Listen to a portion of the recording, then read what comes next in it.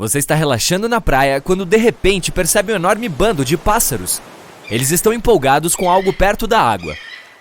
Você fica com vontade de ir investigar o que está acontecendo. Aqui estão alguns conselhos. Sente-se e fique longe da água. Eu entendo. Você acha que é forte o suficiente para aguentar algumas bicadas de gaivota. Mas não são os pássaros que me preocupam. É o que está à espreita debaixo da água. Os peixes são a base de muitas dietas de todo o reino animal, tanto acima quanto no fundo do mar. Atuns, lulas e polvos, bem como mamíferos marinhos como focas, todos atacam uma grande variedade de peixes menores. Espécies como anchova e robalo são a refeição favorita deles na hora do jantar. E também os favoritos de outro grande predador. Por isso você não deve se juntar a esses pássaros na água. Se fizer isso, correrá o risco de se encontrar com uma criatura que pode medir até 6 metros de comprimento. Isso é 3 vezes o tamanho médio de um humano. E esta é apenas uma das credenciais do grande tubarão branco. Se houver peixes nos arredores, ele pode subir para perto da superfície para se alimentar. O tubarão branco tem a força de mordida mais forte entre os animais. A única outra espécie que se aproxima dele é o crocodilo de água salgada. E ele tem uma forte capacidade para farejar. Os cientistas acreditam que ela seja mais de 100 vezes mais forte que a de um humano. O animal nem usa as narinas localizadas abaixo do focinho para respirar. Elas simplesmente servem como um farejador especializado. Felizmente, porém, não somos a refeição favorita desse monstro, que não se esforça para nos caçar. Pesquisadores afirmam que as chances de ser atacado por ele são muito baixas, algo como 1 em 3,7 milhões. Quando encontros infelizes entre tubarões e humanos acontecem, eles podem nos confundir com uma foca ou um robalo extremamente grande. É por isso que é preciso ficar longe desses pássaros e peixes. Você deve só focar em pegar um bronzeado naquela cadeira de praia. Então eu acho que isso significa que os tubarões têm visão ruim? Não exatamente. A visão deles em águas claras é até 10 vezes melhor do que a dos humanos nadando no mesmo ambiente. A estrutura do olho deles é bastante semelhante à do nosso. Consiste em uma córnea, lente, retina, íris azul profundo e pupila. Os olhos têm 2 tipos de fotorreceptores, bastonetes e cones, assim como os humanos. Embora não tenhamos certeza do desempenho das hastes e cones para os tubarões, pesquisas mostraram que eles possuem apenas um tipo de cone. Isso significa que provavelmente não tenham visão colorida, como uma pessoa. Isso pode explicar porque às vezes eles podem confundir humanos com outras criaturas. Mas ei, quem não fica realmente totalmente focado quando está prestes a devorar o jantar? Os olhos do animal também possuem tapetum lucidum, ou seja, uma camada de cristais espelhados localizada atrás da retina. Esses cristais permitem que o bicho veja muito bem na luz extremamente fraca e água turva. Eles refletem a luz recebida, o que dá aos bastonetes dentro da retina uma segunda chance de detectar a luz que podem ter perdido na primeira vez. Curiosidade: os gatos também têm tapetum lucidum. É por isso que os olhos deles brilham no escuro quando uma luz é acesa sobre eles. Outro sinal revelador de que os tubarões podem estar pairando nas águas próximas é a presença de baleias. Eles são conhecidos por persegui-las por mais de 160 quilômetros e seguirão grupos esperando que um dos membros se torne vulnerável antes de atacar habilmente. Então, lição aprendida? Se você agora vê pássaros na água, provavelmente isso não é uma coisa boa, ao contrário de quando vê milhares de pássaros voando juntos pelo céu. Isso é conhecido como bando. Você pode ver milhares de estorninhos unidos voando, movendo-se em uníssono, mergulhando e desviando ao mesmo tempo. É como se estivessem competindo em algum tipo de evento de sincronização na Olimpíada das Aves. Isso acontece quando começam a empoleirar. Pode ser no início de setembro em alguns lugares e até o final de novembro em outros, com mais pássaros se juntando às exibições noturnas durante esse período. Eles estão fazendo isso para o nosso entretenimento? Bem, na verdade não. Agrupar-se no céu oferece proteção contra predadores como falcões. Também pode ficar frio quando se está tão alto. Assim, milhares de aves se reúnem para se aquecer e trocar informações sobre possíveis locais de alimentação. Ok, então neste caso, um grande grupo de pássaros não significa nada de mal. Mas se você vir um bando voando na sua direção enquanto estiver em uma área arborizada, provavelmente é hora de deixar o local. As aves e outros animais fogem de regiões de incêndios florestais. Certos animais, como anfíbios, podem realmente permanecer no fogo. Em vez de fugir para salvar suas vidas, irão cavar para o subsolo para escapar. Mas quase todos os outros farão o possível para ir embora. Ah, e não esqueça de sair do caminho enquanto todos esses bichos estão correndo na sua direção. Por que não mudamos de pássaros para tubarões? Sim, agora sabemos que se há pássaros perto da superfície do oceano, os tubarões provavelmente estarão bem próximos também. Mas e se não for o caso? Se você estiver no mar e notar alguns deles se aproximando do fundo do oceano, isso pode ser um sinal de que um furacão ou tempestade tropical está a caminho. Os tubarões conseguem sentir a queda na pressão barométrica que acompanha a tempestade. Então podem estar tentando sair da zona agitada. Eles não se importam muito com os humanos, então não veem nossas praias, vilas e cidades continentais como zonas de segurança. Esses animais são bastante inteligentes e sabem que quanto mais fundo no mar, mais seguro fica. Mas o oceano nem sempre é o melhor lugar para ir em caso de emergência. No caso em questão, se você se deparar com criaturas marinhas que geralmente vivem na água descansando aleatoriamente na areia, não tente nadar. Este é um sinal de que a água é potencialmente tóxica. É possível que uma maré vermelha esteja se reunindo perto da praia. O fenômeno acontece em todo o mundo, mas no Golfo do México é causado por uma espécie de alga.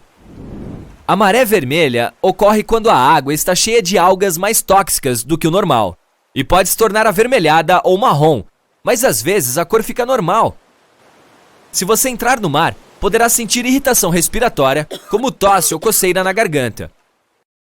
Se isso acontecer, enxague bem a boca com água doce. Falando nisso, os sapos são famosos por seu coachar, mas se você já os ouviu fazer isso muito mais do que o normal, pode ser porque vai chover.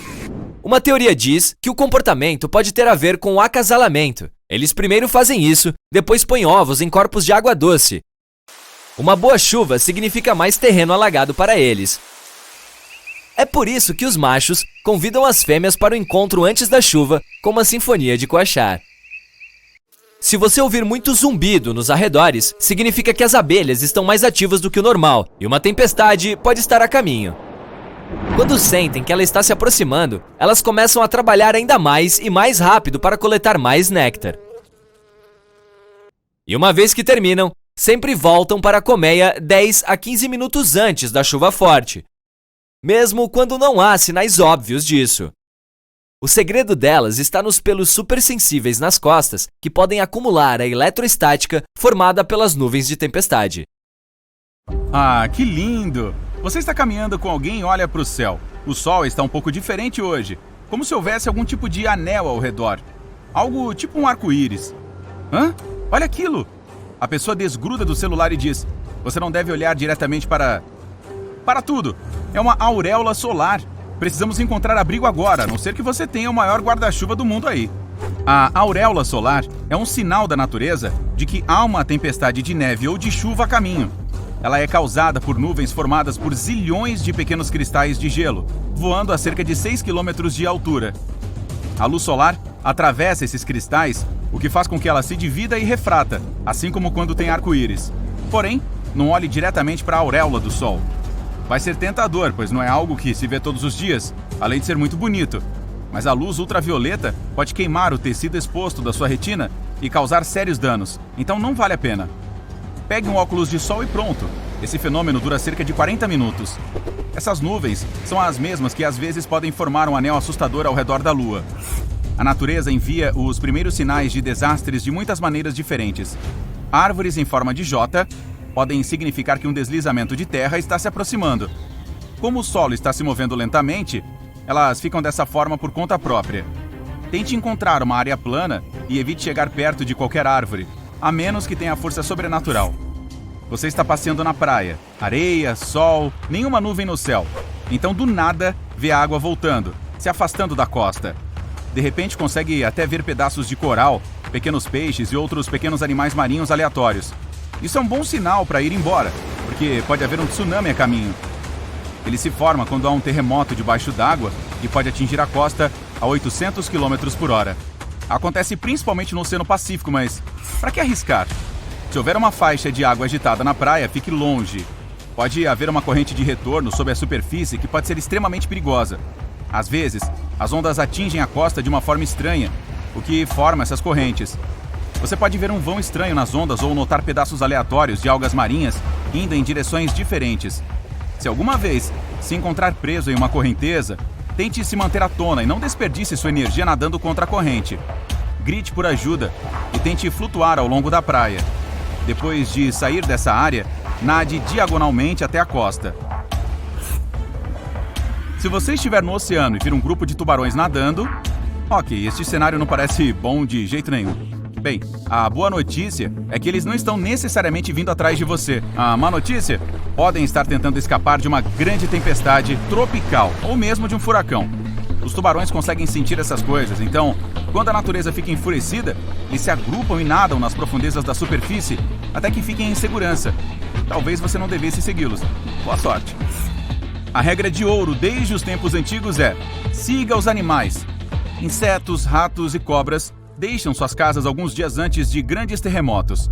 Os cientistas não conseguem identificar ou realmente explicar como eles sabem o que está por vir. Parece que os animais realmente conseguem sentir terremotos. Talvez porque sejam capazes de sentir aquelas pequenas ondas de choque iniciais que não percebemos. E se você vir animais correndo na sua direção, isso pode significar que você está prestes a ser o café da manhã de algum deles. Ou significa que há um incêndio florestal de onde eles vêm. Anfíbios como sapos, rãs e salamandras tentam se proteger, enterrando-se no solo. Outros simplesmente correm. Antes de começar a disparar com eles, verifique se consegue ver a fumaça, para não sair correndo à toa. Bem, não são apenas animais. Nós também conseguimos detectar sinais de alerta. Por exemplo, se você percebe que os seus pelos e cabelo começam a arrepiar de repente e suas joias começam a vibrar, proteja-se imediatamente. Um raio pode estar prestes a atingir algum lugar próximo. Se estiver ao ar livre e não puder entrar em uma casa, certifique-se de: não ficar perto de qualquer estrutura alta, não deitar no chão, não ficar perto da água, não procurar abrigo sob uma árvore isolada, não ficar parado em uma área aberta, e não ficar no topo do Empire State Building, pois ele é atingido centenas de vezes por ano. Você gosta de esquiar? Tudo é diversão e brincadeira até que fique tudo branco. Avalanches podem se mover a até 130 km por hora, então tome cuidado com alguns sinais de alerta. Parece que está oco quando você anda na neve? Há rachaduras em torno dos seus pés? Dá pra ver uma grande avalanche chegando? Hora de se mandar! Às vezes, uma tempestade mistura sua luz azul com a vermelha do sol, e você obtém um verde bem impressionante. Aprecie de uma distância segura, de preferência dentro de casa. Essa nuvem super alta de tempestade geralmente significa que haverá granizo, ou pior, um tornado. Encontre abrigo em algum lugar, como em um estacionamento subterrâneo ou um porão. Pode ser que seja um pouco constrangedor se você estiver errado. Ok, sabemos que vulcões podem ser perigosos, mas e os lagos perto deles? Tem alguma coisa que não seja sinal de perigo? Esses corpos de água que estão perto de algo fervente que nunca esfria. Então, vulcões são como latas de refrigerante agitadas com força, apenas esperando para explodir. O magma que está no subsolo, na verdade, empurra o dióxido de carbono para o fundo do lago, e esse gás fica lá, esperando. Então, mesmo algo chato como a chuva pode perturbar demais o lago e... BAM! Ou BUM! Você entendeu? Mergulhar, nadar, submergir com o snorkel. O mar pode ser incrível, mas é bastante imprevisível. Quando duas correntes marítimas se chocam, elas podem criar um mar cruzado. Parece muito legal de longe, mas pode ser muito perigoso para nadadores, surfistas ou até mesmo navios. Há uma forte corrente circulando sob a superfície. Você está caminhando na praia, aparentemente toda a boa história começa assim. E de repente, uma caverna. Isso é muito legal. Você provavelmente deveria ir lá, explorar um pouco e... Não, se houver lua cheia, pode não conseguir sair dessa caverna. A lua cheia afeta a maré e a deixa mais baixa do que o normal. Essa caverna pode ficar mais acessível, mas em vez de uma aventura emocionante, você pode acabar preso lá até a próxima lua cheia. É bom levar um lanche bem generoso. Uma nuvem de parede é uma daquelas coisas que o deixam animado e ao mesmo tempo com medo de ver. Assustado porque não dá pra saber o que é, e animado porque, bem, com que frequência se observa algo assim? O que quer que você sinta, diga às suas pernas para começarem a correr. Durante uma tempestade, essas nuvens ficam mais baixas do que qualquer outra coisa e podem ter até 8 quilômetros de comprimento. E se elas começarem a girar, bem, a Dorothy foi parar em Oz. Vai saber o seu destino. Em 2009, na Itália, um homem estava na cozinha e então viu algumas luzes piscando. Ele sabia exatamente o que fazer. Levou a família para um lugar seguro e, alguns segundos depois, um grande terremoto atingiu toda a região. A família sobreviveu graças à reação rápida dele. O cara sabia que aquelas luzes trêmulas eram, na verdade, um sinal de um terremoto próximo. As pessoas têm visto essas luzes misteriosas há muito tempo. Algumas pensavam que era até algum tipo de sinal vindo do espaço. Os cientistas nunca costumavam levá-las a sério, mas depois da invenção da fotografia, mais e mais evidências dessas luzes estranhas apareceram. Logo, percebeu-se essa conexão. As luzes aparecem e logo o terremoto começa. Depois de cavar um pouco, os pesquisadores encontraram alguns registros dessas luzes de terremotos de centenas de anos atrás. Chamas azuladas saindo do solo logo antes de um terremoto. Oh, assustador! Ah, oceano! Fala sério, você de novo? Ok, só mais uma. Se você vir que o mar ficou todo marrom avermelhado, não entre na água ou em qualquer lugar perto dele. Essa maré vermelha é causada por algas tóxicas e isso é algo possível de se encontrar no mundo todo. Elas podem estar lá mesmo, se o oceano for de uma cor normal. Se pegarem em você, podem causar alguns problemas de saúde. Enxague-se com água doce o mais rápido que puder. Algo interessante ocorreu recentemente em Dakota do Sul, nos Estados Unidos. Viralizou na internet, então talvez você já tenha tomado conhecimento disso. Em julho de 2022, o céu neste estado de repente ficou verde. Bem, o que aconteceu? Foi causado pelo ser humano ou pela natureza? Vamos descobrir. Terça-feira, 5 de julho de 2022. Pouco depois de uma forte tempestade, o céu sobre Dakota do Sul ainda estava nublado. Os moradores locais notaram nele uma tonalidade verde escura intensa que nunca tinham visto antes. As pessoas disseram que parecia algo de ficção científica ou até mesmo de um filme de terror. Não é nenhuma surpresa que, imediatamente, tenham começado a espalhar as imagens e informações nas mídias sociais. Então compartilharam no Twitter fotos lindas, mas muito estranhas que mostravam o céu sobre Sioux Falls e algumas outras cidades. Mesmo que possa parecer algo sobrenatural, na realidade, esse não é um fenômeno aterrorizante. É um simples jogo de luz e da atmosfera. Algo assim é raro de acontecer e geralmente anuncia que climas extremos estão se aproximando. Isso também é verdade para esse evento em Dakota do Sul. Pouco antes de as pessoas começarem a compartilhar fotos, uma tempestade varreu a cidade de Sioux Falls, o que foi confirmado pelo Serviço Meteorológico dos Estados Unidos. Foi um furacão terrível, o vento chegou a 160 km por hora. De acordo com a escala de Beaufort sobre velocidades do vento, esta é a tempestade mais rápida e destrutiva. Existem apenas 12 números nessa escala e a força máxima do vento começa em cerca de 118 km por hora. Mas por que isso não foi parar em todos os noticiários? Bom, porque é uma coisa comum para as pessoas locais. Tempestades ocorrem com muita frequência nos Estados Unidos, especialmente nos meses mais quentes. E uma em cada 10 tempestades pode se tornar algo sério, como um tornado. Esta não foi uma exceção.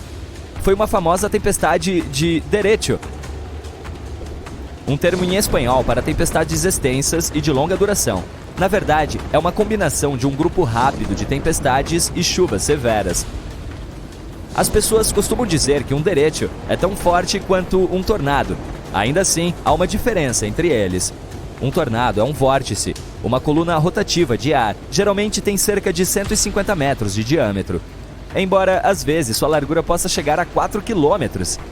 Eu não invejo quem viu algo parecido. Mas o ponto principal é que o tornado gira. O vento se move muito rápido em um círculo perto de algum centro invisível. Um derecho é uma forte tempestade, ou um sistema de várias delas, com ventos em linha reta.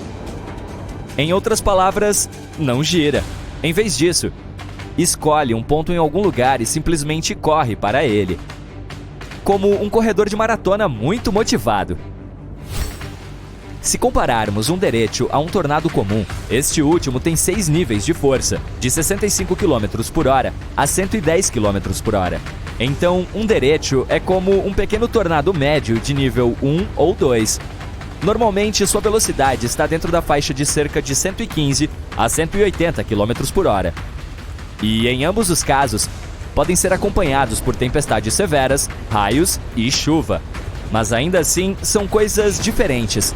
Uma tempestade se torna um derecho se a trilha de dano deixada por ela exceder 385 km por hora e se a velocidade do vento for de pelo menos 93 km por hora. Derechos são muito difíceis de prever. Podem se formar mesmo em um dia claro, quando os meteorologistas nem sequer esperam uma tempestade.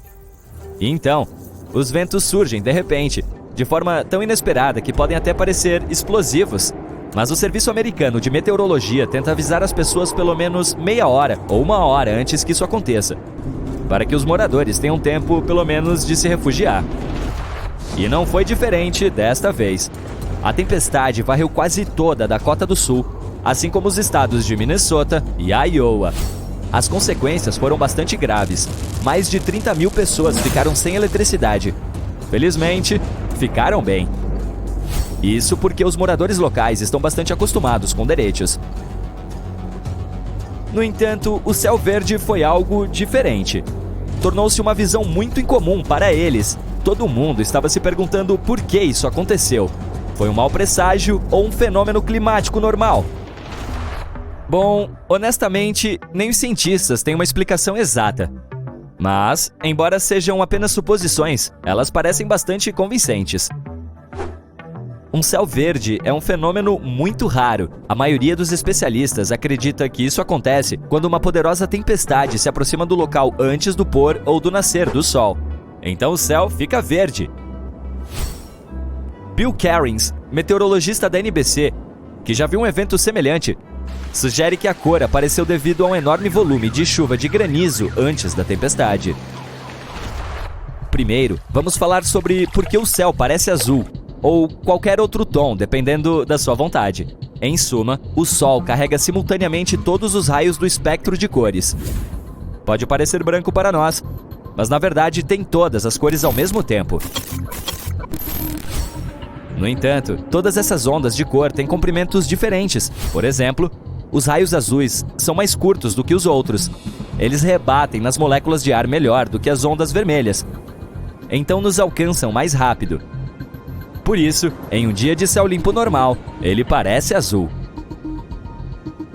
Ao mesmo tempo, as ondas de cor vermelha e laranja são muito longas e se movem mais lentamente, então são geralmente deixadas para trás. Mas quando o sol está se pondo no horizonte ou nascendo, as direções dos raios mudam e essas ondas nos alcançam melhor. Tudo isso significa que, mesmo que o nascer e o pôr do sol nos pareçam vermelho e laranja, na verdade, ainda existem ondas azuis e verdes entre elas. Então, devem rebater em algo para nos alcançar mais rápido e se tornar mais fortes do que os raios vermelhos. Você já entendeu meu ponto? É aqui que a água entra no jogo. As nuvens são compostas de gotículas dela. Quando se tornam grandes o suficiente, mas ainda não caem, por exemplo, devido a ventos fortes, afetam o comportamento da luz no céu. Tempestades grandes e fortes consistem principalmente em granizo e água, que reflete os raios azuis e verdes. Essa é exatamente a razão pela qual a água em rios e lagos parece verde-azulada para nós, embora, na realidade, seja transparente. E sim, as algas também importam. Então, há alguns fatores-chave pelos quais o céu pode ficar verde. Primeiro, o sol deve estar no nível do horizonte.